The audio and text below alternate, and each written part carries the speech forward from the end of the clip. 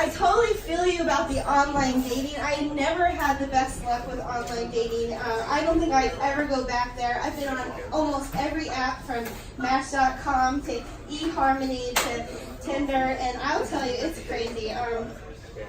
One thing I kept noticing was that the profiles would say GGG.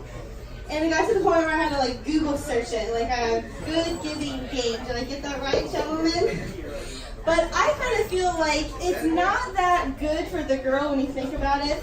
I think the expectations are a little different. From my experience, when a guy says that he is a GGG guy, it translates to, I expect you to be okay with me eating your ass out, whether you like it or not.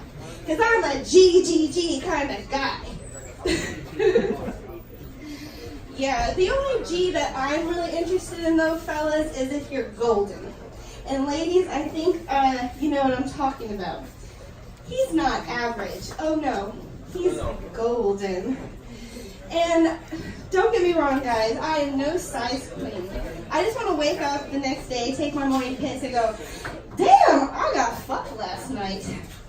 You don't have to be the biggest. I just ask for a lasting impression. But one of the problems is sometimes the dick that comes with the dick. And I've got the perfect example. There was this guy that I was seeing down the street on and off for about a year and a half. And funny story. So my best friend committed suicide recently. Don't worry, he'd love this. As I was saying now. So my best friend committed suicide. And this fuckboy buzzed up my phone the night of the funeral. And I politely explained, no, I'm not interested. And he said, oh my God, Rebecca, I'm so sorry. Is there anything I can do? And the saddest part about this story is that my first thought was, wow, he remembered my name. That's so sweet. It did not stop him from trying to drunk dial my phone 7 times at 3 o'clock in the morning the night of the funeral. I cannot make this stuff up. I wish I was making this stuff up, folks. Oh my goodness. But then you have the opposite end of the spectrum where someone is perfect in every regard except something in bed you can't overlook. And that happened to me with one of the best guys I ever matched with on Tinder.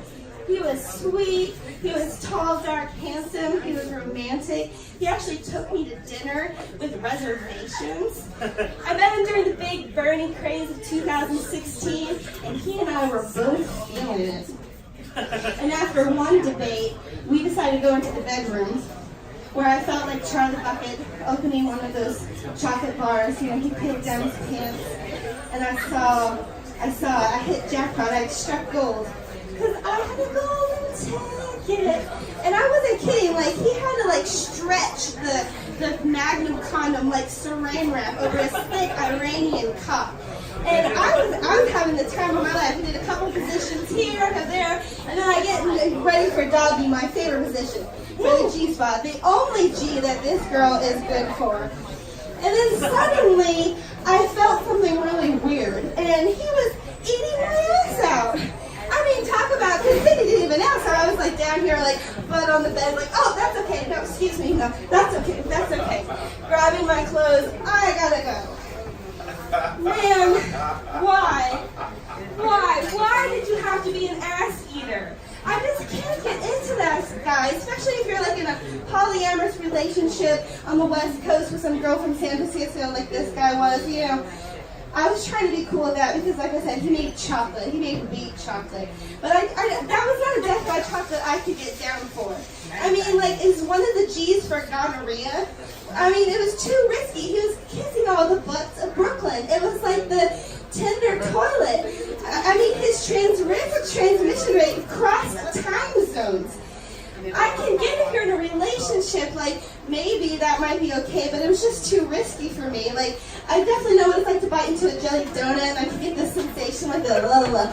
Well, I can get that, but I've never gotten a taste for blue cheese, so I don't think I'm ever going to get the palate for ass, so I'm just going to leave that for the rest of you weirdos. No offense, but down in the South, it's like those hound hunters. They see one of the dogs eating someone's shit, they shoot them. And I just think that's my deal breaker, folks, you know. And I think, you know, like what Meatloaf said, he would do anything for love, but not that. For me, I think that's that.